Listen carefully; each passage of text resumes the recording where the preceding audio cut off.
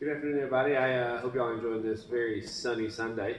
I want to give you a quick demo on a movement that I don't feel like we see often enough, especially in CrossFit gyms, which is the box squat, the barbell box squat, kettlebell box squat, sandbag, whatever you want to do, but something with a box squat where you're having to get those feet wider than normal and really focus on sitting back. I feel like we're missing this most of the time, and one thing you're really missing out on is hip mobility from doing the box squat, hamstring and hip strength, while also taking pressure out of that kneecap, out of that knee joint. Now the way to set up a barbell box squat, I'm going to use a sandbag and a couple of mats. It puts it right at 12 inches, which is a good depth for me. You can work with different heights as you're trying to focus on different areas of the squat. For a box squat, since you're going to be sitting your hips so far back, you actually want the bar to sit farther back than it normally does in a barbell back squat. So you're going to move your hands wider out than normal. I usually go ring finger on the power ring of the bar, then step under, bring that bar farther back than it normally is. With a normal barbell back squat, it's sitting up on the traps. Now it's sitting right underneath the traps.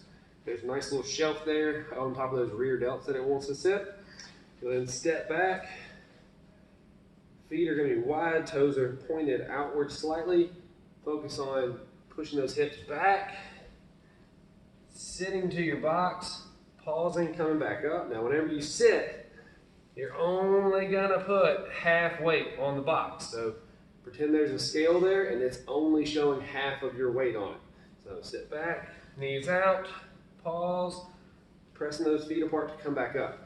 Now, since you have to bring that bar farther back, if you have any shoulder issues beforehand, they're definitely going to flare, or they're definitely going to be present during this. So one thing I like to do is use different bars.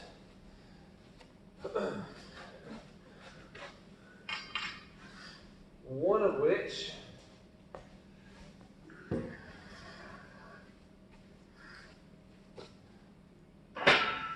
is our safety squat bar. This one's really nice because the pads go across the neck and shoulders, handles are in front. It has a tendency of shifting the weight, the center of mass forward because of the angle of the bar, and that's going to put more pressure, more weight into your mid and upper back and a little bit more in your quads than a normal barbell would for a box squat, but it takes all that pressure out of the shoulder joint. Movement stays the same, but with no pressure in that shoulder. Now the other option, the other specialty bar,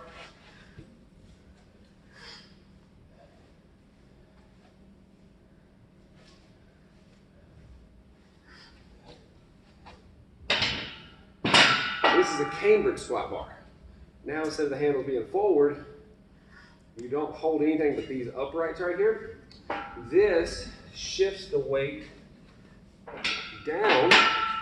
You're still not having to hold that arm out beside you, so the shoulder doesn't take nearly as much pressure. Still sitting back, pause, go back up.